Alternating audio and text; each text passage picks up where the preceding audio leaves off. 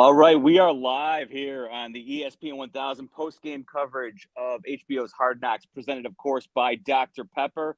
And as you can see, what this shows is that both Tom Waddle and Jeff Meller are the only two people in America who still apparently have over-the-air cable, because everybody else is now maybe anxiously awaiting, or maybe they're already watching the first 2 minutes of Hard Knocks as they wait for it to drop on Max. But for those old folks out there who still actually get their shows over the air, Tom, they got a sneak peek. We got the early version. Listen, we were able to watch it live. I think what we found out is that technology ain't always, what it's cracked up to be, right? Like, we're just old school cable subscribers. And I couldn't, when I saw everybody, a little bent out of shape, I was saying, what the hell's going on? What's going on? I had no idea what was transpiring, but like, I turned it on at 8 o'clock and saw the full episode on regular HBO on my cable package. And I was just telling you a little bit earlier, I thought, a lot of good stuff in this episode 2. But I think DJ Moore's young daughter is the star of the show. And something tells me Hollywood is going to come calling for her, because she was just a bright light in this episode. Cuteness always seems to win out, right? Oh, yeah. And she obviously is cute. Keenan Allen's kids too. Yes. Anybody who basically had a young child had a chance to show them off, and so that was pretty cool. Obviously, you mentioned DJ Moore's daughter at the Museum of Ice Cream. I didn't even know that existed. Did you know that was a place? I had no idea. No clue. As I was watching it, I was like, all right, that might have to be a spot that I take the family to, just to check it off. So that was pretty cool. But we probably shouldn't be surprised.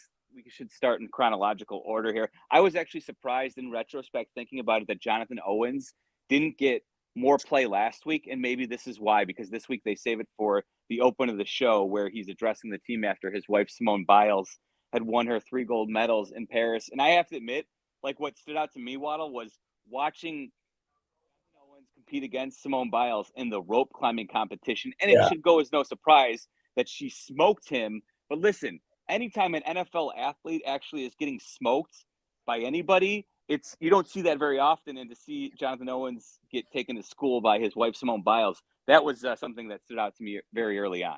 Yeah, that was very cool for sure. I think it's a great story. Obviously, it's him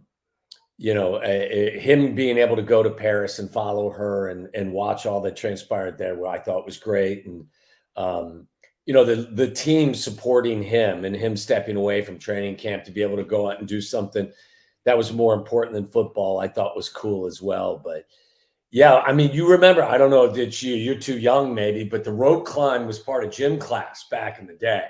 There was so much stupid shit we did back in the day in terms of in gym. But the rope climb, like, unless you're an Olympic athlete or an NFL player, what good does the rope climb do you? It was weird, but I got to tell you, like, it was, you knew what the outcome was going to be, that she was going to smoke him on that particular challenge. And she did it. And it's so funny too, as you said, and as he said too, like, she did it basically with no help from her lower body. She did it all with upper body strength. Yes. Because her legs were straight out. So it was really cool, for sure. And maybe that's, no, I have to, you are right. I mean, listen, I'm not that young anymore these days, but I've never had to climb a rope in gym class. So that definitely is a thing of years past. Look at another star of the show joins us live. Jeff Joniak.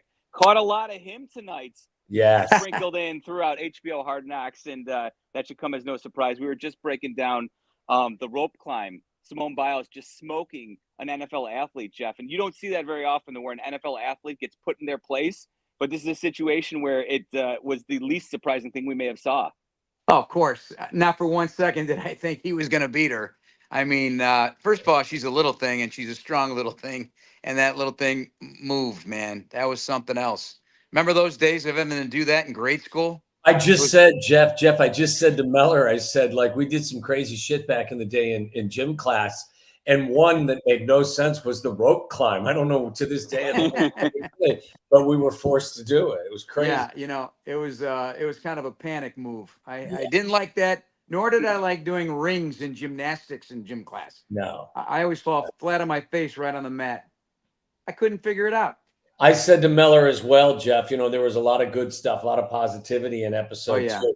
But DJ's daughter, I thought, stole the show. Well, she always does, Tommy. Ariel, first of all, he brings her everywhere. Yeah. He brings her to every Bears event, and she is front and center. She's on microphone. I saw her signing autographs at training camp this year. Okay, she's signing autographs. She's a ham, and she's a gorgeous little girl, and they got beautiful kids and a beautiful family, and he is a total dad. I love it. He's that way everywhere he goes. But what I want to know is, where is the Hall of Fame of ice cream? Where's this at? We Jeff, asked that question. We just covered that. I didn't even know that existed, but I have to go check that out. That's something that seems like a must for any parent out there who's in the Chicagoland area, right? I assume it was downtown Chicago. It looked like in the background there was skyscrapers. For everyone who loves ice cream, you got to go. I got to go. Got to check it out. And who wouldn't want to swim in a big pool of sprinkles, right? So this must mean, Jeff, we were just commenting. Waddle and I thought we were the only guys left who watched over-the-air cable, but apparently you do too, because that's why we're the only trio on the Zoom right now, is because I guess HBO Max they haven't dropped it on the Max platform yet. Oh, you're kidding me! Yes, so I'm still one of those guys. I have not cut the cord. And now we're obviously proven to be correct here. In Armageddon, you want to have cable go over the air because you still have a fighting chance for the rest of the world out there, right? Exactly. So from a football perspective, you can easily fall in love with players just from where they are behind the scenes. So I keep talking about Austin Reed with Tom. First of all, I love how he played the game in college. I went back and watched his tape. He's got a quick release. He's got a command of the pocket. He scans the field. This is a nice player. And I hope the Bears find a home for him on the practice squad and or who knows how, but I just like this player. I like his energy. I like his demeanor. It's not too big for him. I really like this player. He has had a lot of college experience. And Jeff, who's the young running back, the undrafted rookie running back Ian Wheeler. He's good. Oh yeah, look how fast he is. Yeah, he can play. Yes. Well, he can play. He finishes every run in the end zone at practice. All the running backs do, but he's crafty, and boy, once he hits the gas, and it's not just turning corners. You could see him in some of those drills. Granted, they're not taking him to the ground, but when he hits the gas and he's sliding by the second level and into the third level, he's history. He's taillights. Well, he can play, but also, did you guys know? I wasn't aware that he made it through into medical school. That's pretty awesome to be like, you know what? Let's just hold off on that just a minute. I'm going to chase down the NFL dream before we go ahead and eventually maybe make a career path in medicine. That's pretty cool. No, absolutely. We've seen guys do that many times, and they got plenty of time to be a doctor. They want to play this kid's game as long as they can. But he's definitely a long shot out of Howard University. So you root for guys like that, and you knew at some point a storyline would emerge, and obviously he's a storyline now, and they'll follow him all the way to the end, and probably Reed as well. And I'm sure there will be others that emerge. And you got to love Austin Booker getting his heyday too. This is a 21-year-old kid who, if he stayed at Kansas, he probably would have been a candidate to be a number 1 or number 2, second round pick in the 2025 draft if he continued to play at a high level. So he bet on himself, man. Well, that's to the Bears game. We Jeff, you and I and Sylvie, we talked about this topic a little earlier on the show today. I'm not gonna lie, I'm a little surprised at how much camera time they gave to Velus Jones, and this is developing into a storyline. Maybe it's because he was Ryan's first offensive pick in the draft as general manager. But when you look at the competition he's facing, whether it's from Khalil Herbert or it's from this young man, this undrafted rookie running back, this is going to be a hotly contested position on this roster. And I said earlier, Jeff, after we had our fantastic time with you, I said to Meller at the end, I said, I wonder, whether or not this is a win-win, whether or not you get him some reps to see what he's capable of doing, and maybe also show the other 31 teams that there's some versatility as well if you want to move in a different direction. So sounds like this is one of the premier storylines in training camp. Sure is. First of all, there's not a team in the league that isn't interested in a guy with speed in the kick return game, Yeah. even if it's a reconstituted version of the kickoff. But when you look at it, and Roshan Johnson's been out, he's coming back soon. Reps are going to be tough to come by for all these backs. It's not surprising they got rid of Demetric Felton this week. He was just taking some of the reps, that Roshan was getting.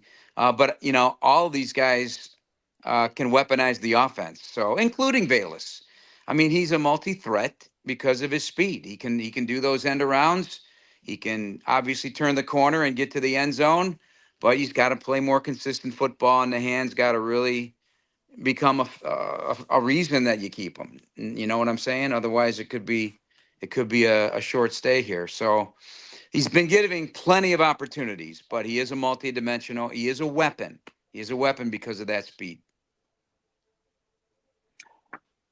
Hard Knocks post-game show right here on the ESPN 1000 YouTube channel, of course, by our fine partners over at Dr. Pepper. Thanks to them for making this possible as we break down the Bears on Hard Knocks. Episode 2, we'll be doing it each week on Tuesday nights after the show wraps up. And again, for anyone who's watching the recorded version, we appreciate it because, of course, we know that the episode dropped late on the streaming platforms out there. So we appreciate you guys catching up. I do have a question for Jeff. Jeff Joniak, that is, and for you too as well, Miller. But Colin Johnson was a highlight after the or during the Hall of Fame game.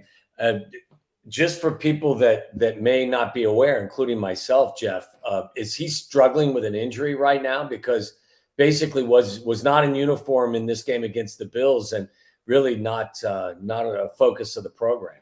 Right. Yeah. He got a soft tissue of some sort. So I don't think it's anything that's going to linger. I think he'll be back, and I think they'll pick up the baton on that storyline as well, because he is a real good candidate to make this team, not just at the receiver position, because he's a really good special teams player and an excellent blocker at receiver. Yeah. So I hope he gets back soon. There's a bunch of guys out. We need to start seeing Kyler Gordon and Jaquan Brisker. Brisker, again, last preseason, same thing, missed a lot of time. And so, again, we talk about week 1 and getting everybody hitting the ground at the same time, and a team looking to get off to a quick start. You don't want to have anything lingering. Now, there's still plenty of time. You got, 30 some days before the opener. You'll have 17 days after the Kansas City game before the season opens. So there is plenty of time to get healthy and feeling right. I love the dynamic of the Keenan Allen, Jalen Johnson battle in practice. It's a very positive one. There's nothing negative there. And I said to the fellas too, Jeff, a while ago, one of my favorite storylines of this entire training camp so far early on has been Jalen Johnson, somebody that got paid. Remember, I mean, this was a bumpy start for Jalen in the Matt Eberflus era. I believe that he was demoted to second team when Matt first got here. Obviously earned his way back. And then there was the question whether or not they were going to trade him or sign him. He signs this huge money deal. And as far as I can tell, watching practice as, as often as I do, but he's one of the hardest workers out there, and he wants to take that next step despite the fact that he got paid.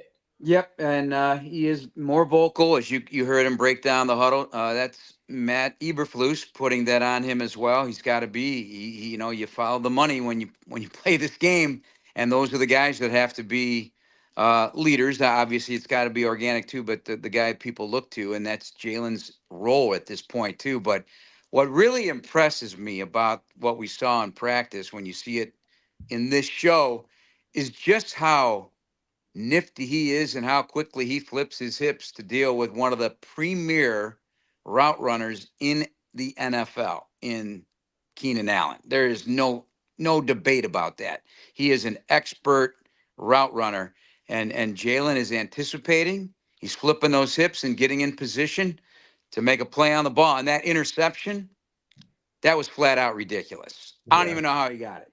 And the fact that he didn't even know how he got it.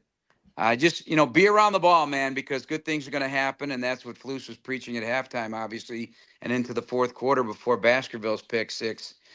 He wants these guys thinking about that. You got to be in a position.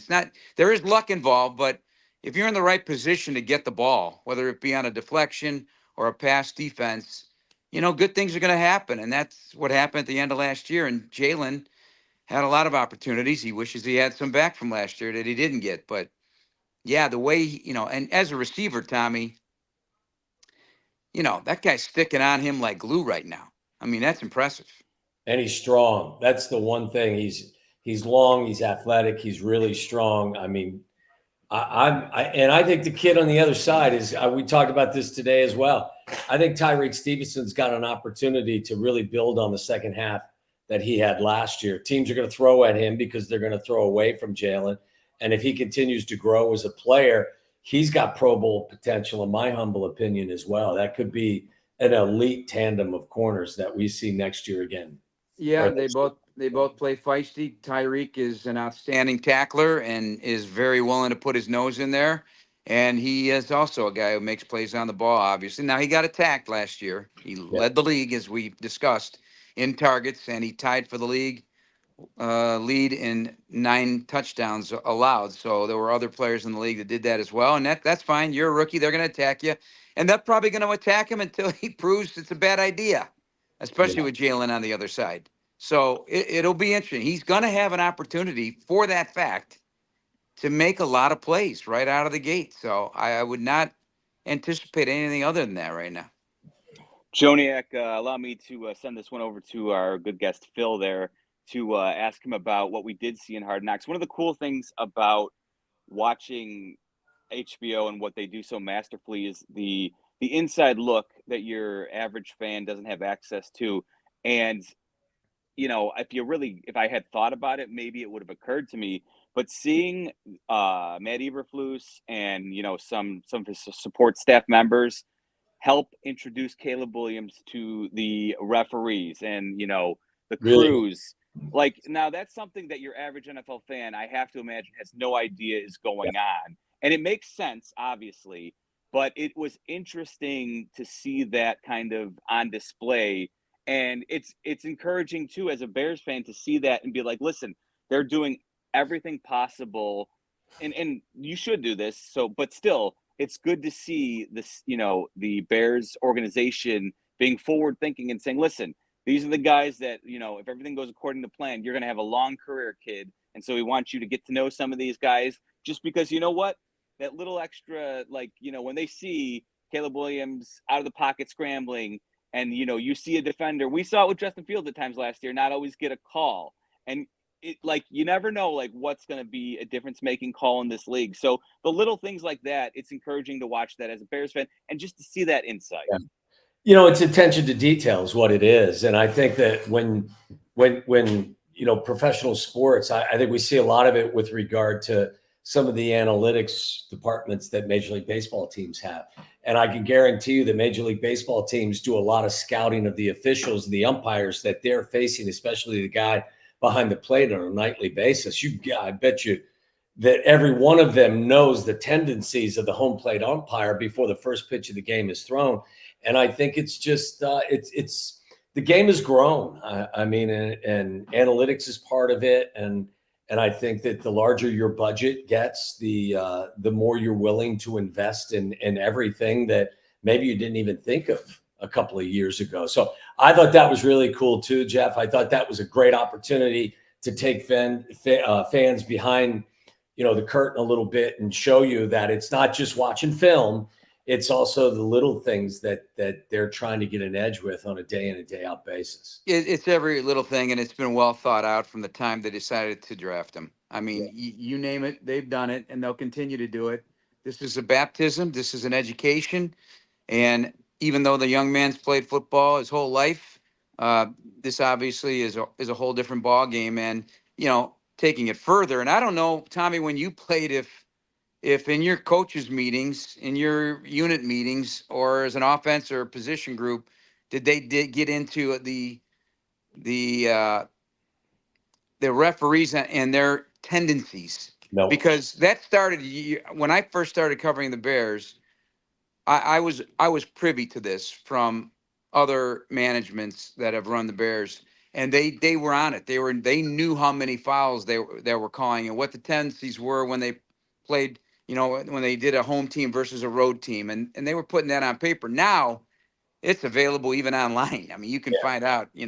Doug Coletti always has how many penalties and what types of penalties that these officials are more apt to call. Now, it's hard to imagine that the referees have tendencies, but again, when you're thinking about leaving no stone unturned for the slightest advantage to win a football game in a league that comes down to one-score games more often than not, I mean, you got to do it. Otherwise, you're being ridiculous not to do Well, it, because if it's available, you got to do it. absolutely. And look, we all understand this is a business as well. Like, we read an article today, the Dallas Cowboys are valued at over $10 billion. The Yikes. Chicago Bears are valued at $6 billion. Like, most of these NFL teams have a billion-dollar, multi-billion-dollar value on them. So being good and being successful only enhances the value of this asset. So I'm not suggesting it's only done because of financial reasons. It's done for a lot of reasons. But look, they're going to, as you said, Jeff, they're going to turn over every stone. They're going to look at every number. They have access now to different things that maybe we didn't have back in the day, or at least we didn't prioritize those things. Now those things are front and center. And again, as I mentioned earlier, I think, and Meller's big on this too, I think the reliance on analytics now in baseball, even more so than football, which has bled into the NFL. I don't think, as I've always said, it's a tool in your toolbox. I'm not married to analytics, but I think it's something that you can use to help advance your product. And I'm not shocked at all that the Bears do it, but I'm very glad that they gave you a little insight into the fact that they do things which would be considered unconventional years ago, and it's now conventional. Right. I mean, there's so many things they do. I was just talking to Braxton Jones today, and just the availability of just even mental health coaches and those types of, because they have those people available there, and just the fact that he can go to it, and just to tweak it, and make sure he's getting in his case, if you give up a bad play, don't let it linger. How do you get through that? And not that he has done that in his career, but he indicated that, he has spoken to this individual a time or two to just keep him mentally strong, mentally tough. So that's just, like you said, it's a toolbox. There's now, hey, they have 26 coaches on staff, and the support staff has grown also. So you name it, they've got it. And every NFL team does. And it's a commitment to making sure that these players have every ability to succeed, and it's not going to be because of a lack of effort or because of something wasn't thought of. That's for sure. Like not in today's NFL. It looks like the fourth member of the old guy club just joined us. Those of us, hey, we're the good cable members club right now. We got the good cable, good cable, clearly. Good cable. No cord cutters here, J Mac. Exactly, man. What stood out to you? We've hit a lot of it, but what was some of your favorite stuff from tonight's episode? It's just, to me, it's surprising, like, how much they actually covered. You know what I mean? I mean, they've got interaction with almost every player. We saw Austin Booker. We saw Ian Wheeler had a little story. Austin Reed. Me go down the line. DJ Moore, Keenan. I love the fact that they get each individual player got a little cameo and highlighted kind of his story. Obviously, they're gonna we get to see inside the war room, so to speak. You get to see Poles and Cunningham talking about Caleb's progression at practice. We get to see Poles and Eberflus talking about player time along with the other coaches in terms of the preseason game. So it's pretty cool that they're actually giving the fans an in-depth look of places that they would never see. I also like the fact that, and Waddle can attest to this, like, they bring the human element into it as well. So they see us as players, but then they're showing the players with their family. Yeah. And what people don't realize is, like, okay, after we leave practice, like, I remember I still got to go home and I had to change diapers. I had to go make bottles and had to go buy formula and milk and stuff like that. Even though I just ran like 19 power plays and all this stuff like that, I got to go to the grocery store on the way home. Even though I got a headache and stuff like that. So it is pretty cool, man. I'm glad that we're the fans, Bears fans, are getting this opportunity. Heard my coworkers, Jeff Joniak and Tom Thayer's voice all over the broadcast. Mm-hmm. I'm kind of upset because I interviewed Austin Booker after the game, and I'm like, okay, they're about to show me, and then they showed Larry Mayer after my interview. Right. So I guess my interview wasn't that good because they cut it out and put J-Mac, Larry that's life of a fullback, man. Man, no love, Tom. Unsung hero. Start to finish. Tom, we are the known unsung but heroes. not forgotten, J-Mac. J-Mac, you still got 3 more episodes to, now you just got to find the camera. You got to be a little moth. I'm gonna get in there. Well, I'm gonna stand right in front of it at practice. I'm gonna start Thursday. I'm gonna stand right in front of it on Thursday. I'm gonna be all over the camera where they can't edit me out, Jeff. You're gonna have to post Sylvia aside. I hear you. You got to do it. I'm gonna have Sylvia in a headlock on Hard Knocks when the camera's there. What you need to do is you got to have an interaction with one of the fellas, and and you'll be like demonstrating or showing them getting into a stance or whatever. And now you could just hear it now. It would be 2006 Bears fullback Jason McKee. Man, that's crazy. Showing the new wave of fullback, how it's done. The last how about that? That's funny. 2006 Super Bowl. Jason McKee was a member of that team, and here he is leading the way for the Chicago Bears. Here he is with a headlock and Mark Silverman, voice of the Chicago Bears in pregame. Man, that's a long time ago. Wow, man. I started in '89, J-Max. So I mean, it's. I know. I got your football cards, man. I'm gonna. I got a bunch. I was a card collector, and my football card collection's at my parents' house. And I got a bunch of Tom Waddle cards with the Bears. I'm gonna have them send it to me. You got to sign them for me, man. Of course. Did you go way back on your football cards? Did you go way back on your cards, J-Mac? What's that, Jeff? Do you go way back on your cards, or do you start with Waddle? No, I've got Neil Anderson. I've got Doug Williams. And the funny thing is I separated them by teams with like index cards. I was a kid too because like I got the box and the little box you put the cards in. I drew on the box and everything. So I got I got Waddle, I got Willie Gault, Richard Dent, Jimbo cards from the Bears. Even though the Bears were one of my favorite teams growing up, but I got a lot of you guys, Waddle. So I'm gonna get those. Oh, look at that! What is that? Flair or Upper Deck? Is that Upper Deck? They used to send us, J-Mac. They used to send us a case of every card you were in. So like this was my rookie card. This was a preseason game against the Raiders. Oh, wow. Pro set. I got that one right there. Yeah. What else do I have in here? I got all kinds of crazy shit. My favorite one is they put one together of me and Steve Largent. I was not worthy, but they had the two of us together. Oh, wow. This is my I'm a badass look. Just hanging out next to the pro line. Yeah, that's a Hall of Famer you with.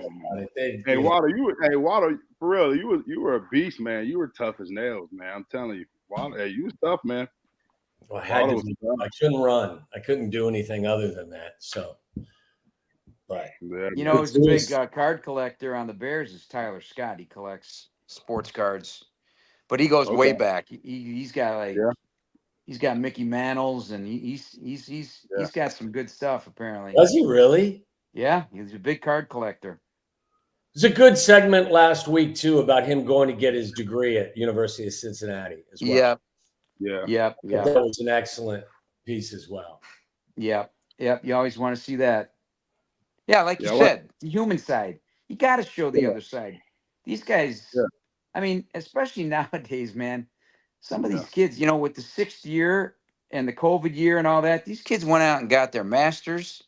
Yep. A lot of these guys, when I put together my boards for these games, so many of these guys got their masters.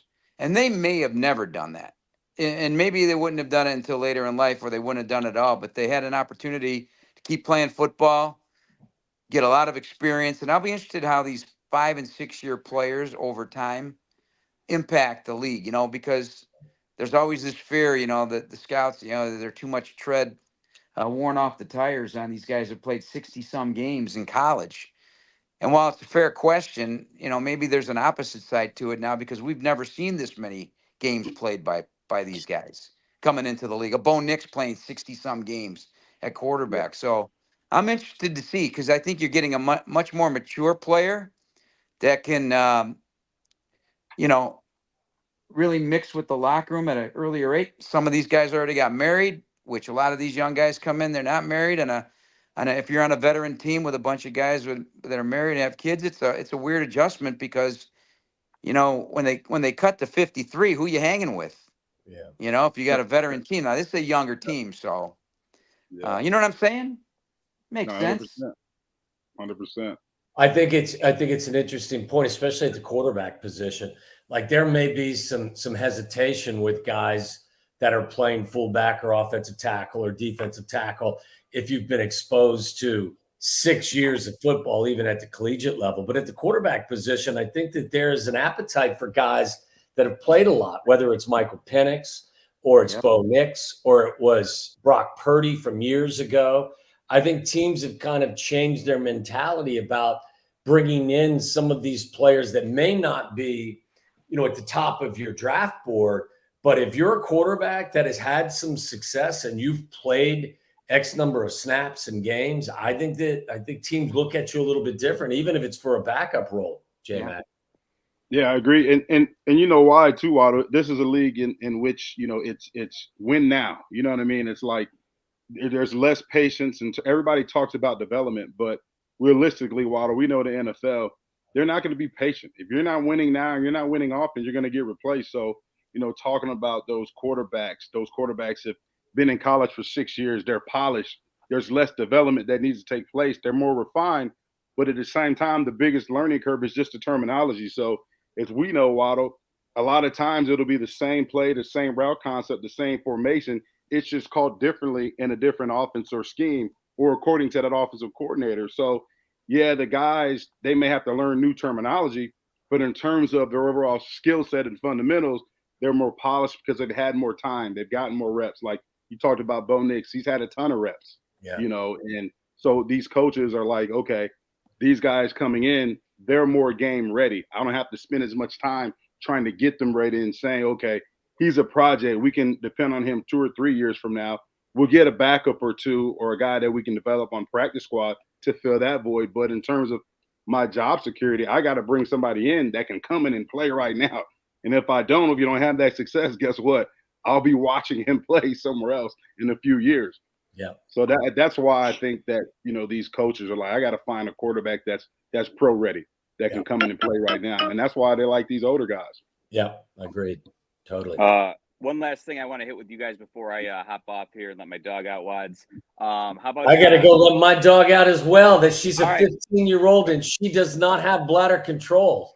All right, so this one might be this post game might be a little bit shorter than some of the other ones, but so Theo Benedict, we got an update on the Canadian Eagle. That was good to see because obviously he's dealing with an injury. Apparently he set the social media world ablaze. A lot of people apparently were reacting fondly to that, as you would expect. And then the other thing, Waddle, we have to react to is how about the fact that Roma Dunze is out there quoting Kobe Bryant on the day that Sylvie put all of the signs together. Does this mean a Super Bowl lies ahead for the Bears this year? I think that's the only thing to take away, obviously. Yeah, I don't know that I can attach a Super Bowl trip to something that happened in Hard Knocks the second preseason week. But listen, I do believe that there is a positive vibe. I think that there's tremendous optimism. I share it, but I'm not sure, Jeff, that quoting Kobe Bryant is going to be what gets us. Well, listen, you break that to Sylvie tomorrow, okay, my friend? When he busts it out. So that's all I'm going to say. I will. All right. Anything else you guys want to add, Jeff, J-Mac, before we say goodnight for the evening here? No, I think, it's a cool series. I looked forward to seeing it. And even though you're there every day, like I am, you learn a little bit more about some things. So I'm enjoying this portrait of Caleb Williams that's being painted. And it's all positive, 100% positive. through the tough times and the great times. And I think he's an even keeled, mature guy, or as Tommy and I discussed today, he's an old soul, maybe. Old soul. He just gets it. And I love that last thing that Josh, I mentioned in the interviews I did with Coach Eberflus and polls before this game, the impact of a preseason schedule with quarterbacks like Josh Allen, like Joe Burrow, like Patrick Mahomes, like in Canton with C.J. Stroud, that even the pregame interactions or the postgame interactions, something can be learned. And here Josh Allen said, when he went to the sideline, he got popped there. Just don't get hit there. It's preseason. Just Yeah. little nuggets, little nuggets Great from point. life lessons from these great quarterbacks. I love it. So that's all I got. J-Mac, any final words? No, I really enjoyed and Tom, you got the best name on here, man. I'm looking at you. What is it? I don't have my glasses on. I always take a liberty with my name. So tonight, Jeff, I'm Phil McCracken. Okay. I'm always the Yeah. humorist. Always I love it. You keep it light, Tommy. Awesome. Appreciate you. Yes. That's awesome, man. Appreciate you guys. All right, Jeff. All right, fellas. All right, We'll see you at the hall. Yes, sir. All right, I'm going to close it out here and say thanks to the fine folks over at Dr. Pepper for presenting this ESPN Chicago postgame show. Again, we're going to be back every Tuesday night as soon as it wraps. For all the cord cutters out there, you're obviously checking this out on replay, so thanks for catching up with us. But, we'll be here every Tuesday night wrapping it up. So thanks for watching, and back at it next week. Stay tuned on the home of the Bears, ESPN 1000.